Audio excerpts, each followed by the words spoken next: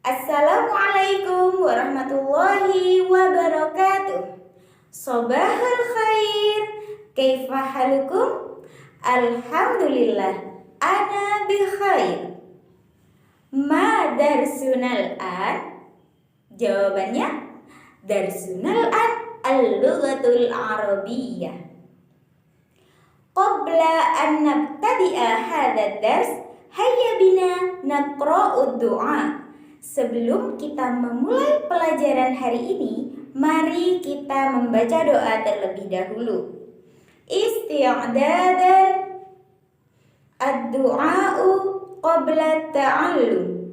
Bismillahirrahmanirrahim. Raditu billahi rabba wa bil islami dina wa bi Muhammadin nabiyyan wa rasula. Rabbi zidni ilma warzuqni fahma. Rabbi shrah li sadri wa yassir li amri wahlul 'uqdatam min lisani yafqahu qawli. Amin ya rabbal alamin. Fi hadzal yaum nahnu sanata'allam 'anid darsi tsani. Jadi, hari ini kita akan belajar pelajaran yang kedua, bab yang kedua tentang al-mihnah yang artinya profesi. Pada al-mihnah kali ini kita akan belajar dua hal. Yang pertama kita akan belajar maharatul istima' dan yang kedua kita akan belajar at-tarakib. Sebelumnya pada pelajaran minggu lalu kita sudah belajar maharatul istima' yang mana di dalamnya mencakup tentang al-mufradat yang artinya kosakata. Jadi, untuk hari ini kita akan mengulang kembali tentang al-mufradat. Sedangkan at-tarakib kita akan belajar tentang al-ismul isyarah, al-ismul dhamir, dan istifham. Mari disimak baik-baik penjelasan yang akan Bu Guru sampaikan. Yang pertama, kita akan mengulang tentang al-istima', yaitu yang di dalamnya ada beberapa al-mufradat atau kosakata. Kita mengingat kembali ya. Di sini ada mudarrisun yang artinya guru. Lalu ada mudarrisatun artinya juga guru. Di sini perbedaannya, untuk mudarrisun itu gurunya laki-laki, sedangkan mudarrisatun gurunya perempuan. Sama artinya, tapi penggunaannya beda. Jika mudarrisatun tanpa huruf tak marbutoh di belakang atau tanpa ada bunyi tun di belakang, itu untuk laki-laki. Sedangkan jika diakhiri huruf tak marbutoh atau berbunyi tun di belakangnya, yaitu contohnya mudarrisatun untuk guru perempuan. Berikutnya ada tilmidatun dan tilmidun. Artinya sama-sama murid. Perbedaannya sama dengan yang guru tadi. Jika yang perempuan diakhiri tak marbutoh atau tun, sedangkan yang laki-laki tidak.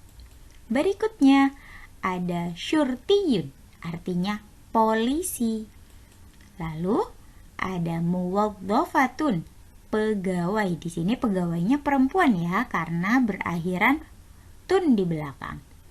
Selanjutnya tobibatun, dokter. Lanjut ke kosakata yang berikutnya. Di sini ada muhandisun, arsitek. Lalu ada robbatul baiti, ibu rumah tangga. Nah, di sini perlu dilihat nih, ibu rumah tangga tangannya seolah-olah megang banyak benda ya. Ada megang handphone, laptop, ada juga kemucing, tas, dan lain sebagainya. Karena ibu rumah tangga itu bekerjanya banyak hal, tidak hanya satu hal, tapi banyak hal. Berikutnya ada khadimun, pembantu. Lalu ada bai'un, pedagang. Dan yang terakhir ada falahun, petani. Di sini kita hanya mengulang saja ya mufradatnya, karena sebelumnya kita sudah belajar itu. Selanjutnya kita akan belajar tentang at-tarokib. Di sini at-tarokibnya kita belajar 3 hal. Yang pertama ada al-ismul isyarah. Apa itu ismul isyarah? Ismul isyarah artinya kata tunjuk. Yang kedua ada ismul dhamir, yang artinya kata ganti. Dan yang terakhir ada al-istifham, yang artinya kata tanya. Untuk lebih jelasnya, silahkan disimak penjelasan selengkapnya. Yang pertama, sebelum kita ke 3 hal yang akan kita pelajari tadi, kita harus tahu perbedaan antara mudzakkar dan muannas. Mudzakkar adalah sesuatu yang digunakan untuk seorang laki-laki. Jadi, jika itu bersangkut paut atau ada sangkut pautnya dengan nama, maka digunakannya untuk laki-laki, itu mudzakkar. Dan ciri-cirinya juga jika untuk benda tidak diakhiri oleh huruf ta marbutoh, tidak ada huruf tunnya di belakang. Sedangkan muannas digunakan untuk seorang perempuan. Nah, jadi yang nama-nama perempuan ini tergolong muannas. Dan jika untuk benda, maka di akhir katanya diakhiri oleh huruf ta marbutoh, ada yang berbunyi tun di belakang. Itu perbedaan antara mudzakkar dan muannas. Ini harus diingat seterusnya karena pada pembelajaran selanjutnya mudzakkar dan muannas akan selalu digunakan. Sekarang kita akan belajar ismul isyarah dan ismul dhamir. Di sini yang perlu kalian ketahui, ismul isyarah atau isim isyarah adalah kata tunjuk yang digunakan untuk menunjukkan suatu benda atau seseorang.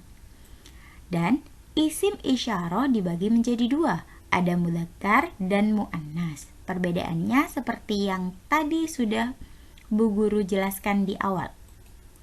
Di sini ada sebuah tabel, ada tabel mudzakkar dan ada tabel muannas.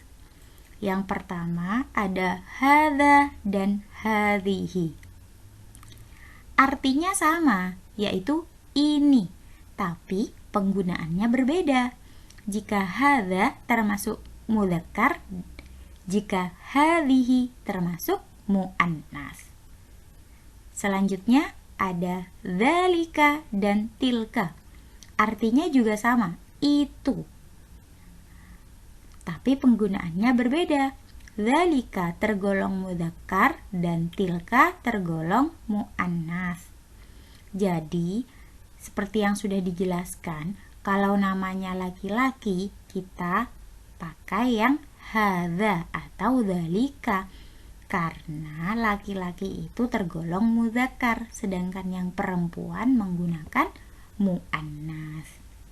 Berikutnya, ismu dhamir atau isim dhamir, artinya kata ganti untuk seseorang. Nah, di sini isim dhamir juga dibagi menjadi 2, ada mudzakkar dan ada muannas. Bu Guru tampilkan tabel. Yang pertama ada huwa dan hiya. Huwa dan hiya adalah dia, artinya dia. Jadi, seandainya kita ingin menyebutkan nama seseorang, misalnya Ahmad, kita bisa menggunakan kata ganti dengan huwa, karena Muhammad termasuk mudzakkar. Muhammad itu laki-laki, maka kata gantinya huwa. Sedangkan jika perempuan, misalkan Fatimah, kata gantinya hiya. Artinya sama, tapi penempatannya berbeda, penggunaannya berbeda. Berikutnya ada anta dan anti. Artinya sama, artinya kamu. Anta untuk kamu laki-laki dan anti untuk kamu perempuan. Sebenarnya ada banyak sekali isim domir, tidak hanya ini, tapi pada materi kali ini kita hanya akan belajar ini saja. Sekarang masih tentang ismul isyarah dan ismul domir, namun kali ini kita akan belajar meletakkannya dalam sebuah kalimat. Silahkan diperhatikan. Yang pertama, Bu Guru akan contohkan yang mudzakkar dulu ya. Oke. Yang mudzakkar isim isyarahnya ada hadza dan dzalika. Kemudian di sini ada contoh nama orang. Bebas, namanya siapa saja asalkan laki-laki karena mudzakkar.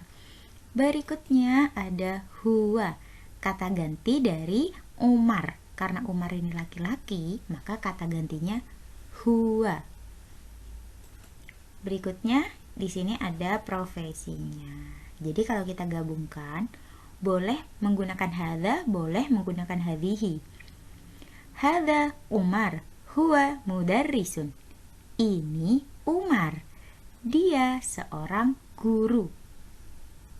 Dianya ini kembali ke Umar, ya, dia seorang guru, maksudnya dia Umar.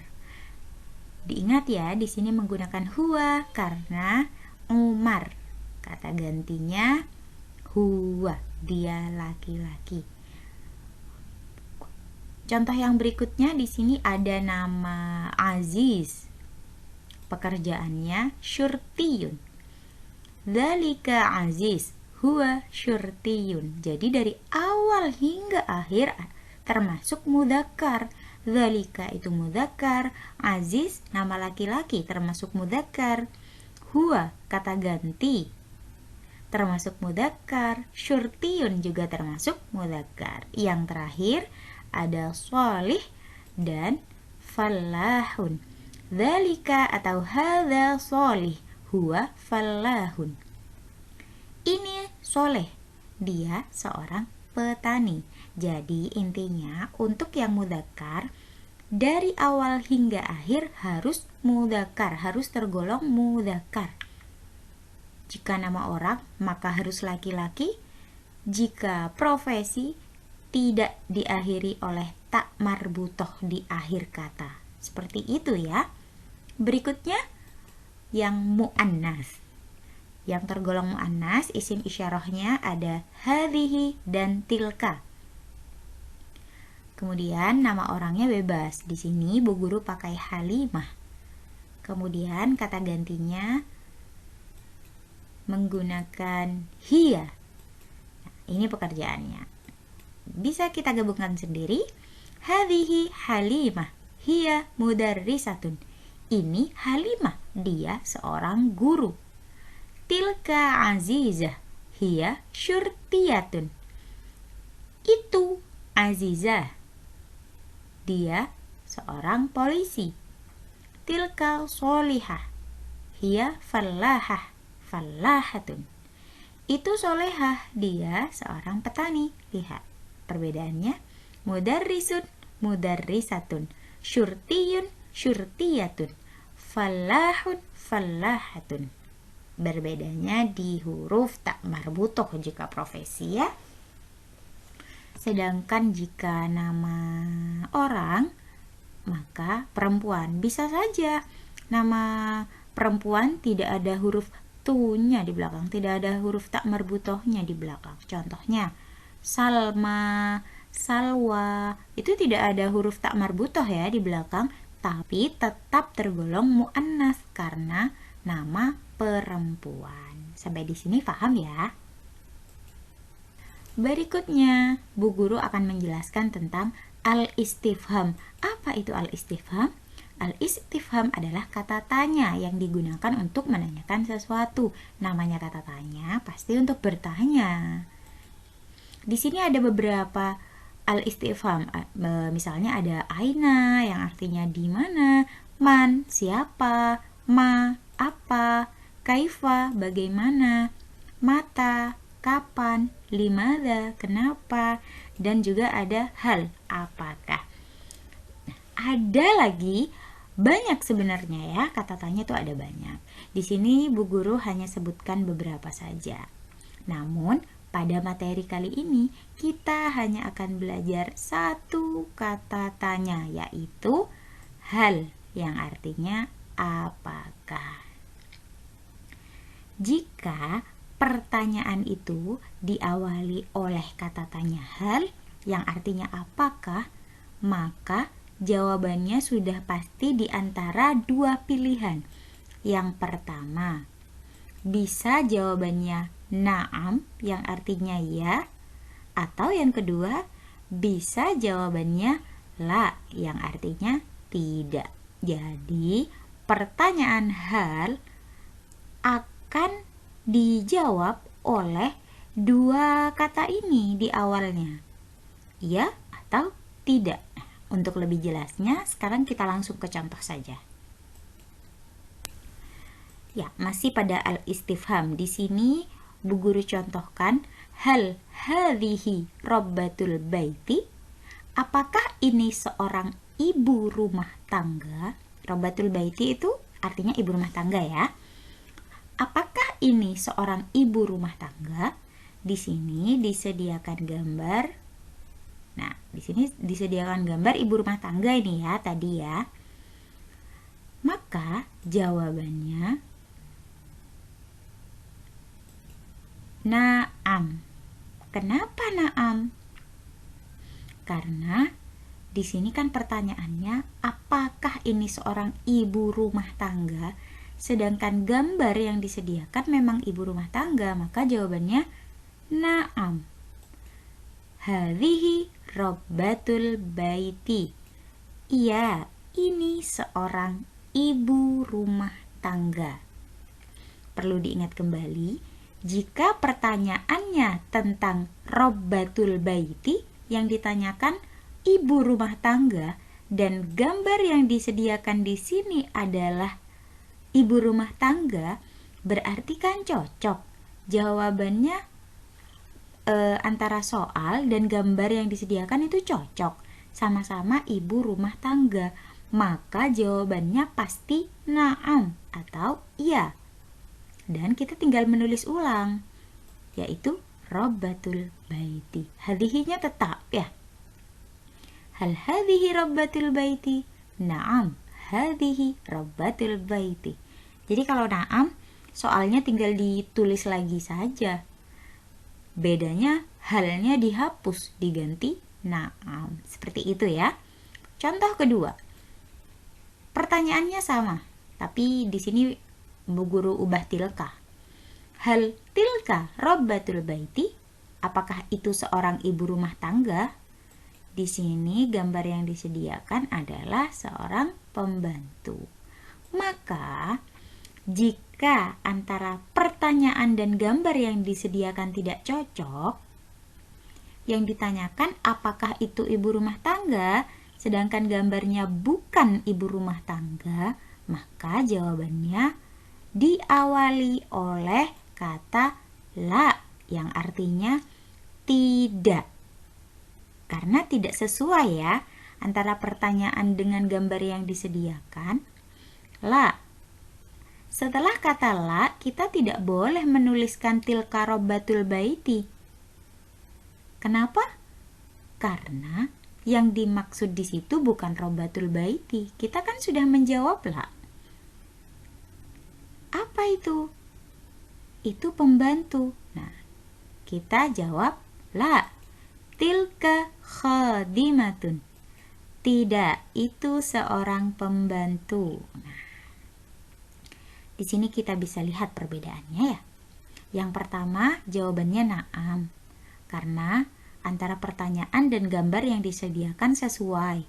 Sedangkan yang kedua, antara pertanyaan dan gambar yang disediakan tidak sesuai, maka kita menjawabnya dengan la. Diingat kembali, Jika pertanyaannya Robbatul Baiti, sedangkan gambar yang disediakan adalah bukan Robbatul Baiti, melainkan khadimatun, maka jawabannya la. Setelah jawaban la, kita tulis lagi tilkanya. Sama seperti yang pertama ya, hanya dihapus diganti jawabannya, na'am atau la. Tilka tetap, yang atas hadihi tetap. Perbedaannya, karena yang nomor 2 ini jawabannya la, maka jawabannya pasti tidak akan sama dengan pertanyaannya. Pertanyaan kan ibu rumah tangga, tapi gambarnya pembantu, maka jawabannya kita seharusnya pembantu. Oleh karena itu, Robbatul Baiti kita ganti dengan khadimatun yang artinya pembantu. Sampai sini sudah paham ya? Kalau belum paham, yuk dicermati lagi pada contoh yang berikutnya.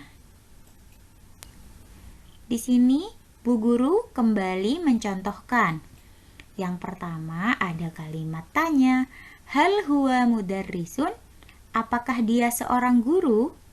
Gambar yang disediakan di sini adalah seorang guru, ya, guru laki-laki. Maka jawabannya, jika sesuai pertanyaan dengan gambarnya, jawabannya adalah na'am. Diawali oleh kata na'am. Setelah kata na'am, kita jelaskan kembali gambarnya itu apa.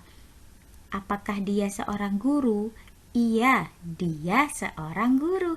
Na'am, huwa mudarrisun. Iya, dia seorang guru. Seperti itu ya. Jadi, jika pertanyaannya adalah mudarrisun, seorang guru, dan gambar yang disediakan juga mudarrisun, cocok dengan pertanyaannya, maka jawabannya pasti na'am diikuti kata yang sama, yaitu mudarrisun. Contoh berikutnya, di sini kalimat yang sama, hal huwa mudarrisun? Apakah dia seorang guru? Dan gambar yang disediakan di sini adalah polisi ternyata. Maka jawabannya adalah, coba dilihat lagi, diperhatikan.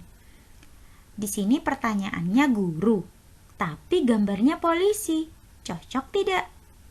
Tidak cocok kan? Nah, kalau tidak cocok berarti jawabannya adalah la, diawali oleh kata la. Kemudian kita sebutkan kalau itu bukan guru berarti apa itu? Hal huwa mudarrisun? La. Huwa syurtiyun. Tidak, dia seorang polisi. Jawaban itu harus menyebutkan sesuai dengan gambar yang dimaksud. Ya, diingat. Di sini katanya mudarrisun, sedangkan gambar yang disediakan adalah polisi. Antara guru dan polisi jelas berbeda. Karena berbeda, maka kita jawab la. Setelah kata la, kita tidak boleh menuliskan mudarrisun, melainkan yang sesuai dengan gambarnya, yaitu syurtiyun. Nah, seperti itu ya.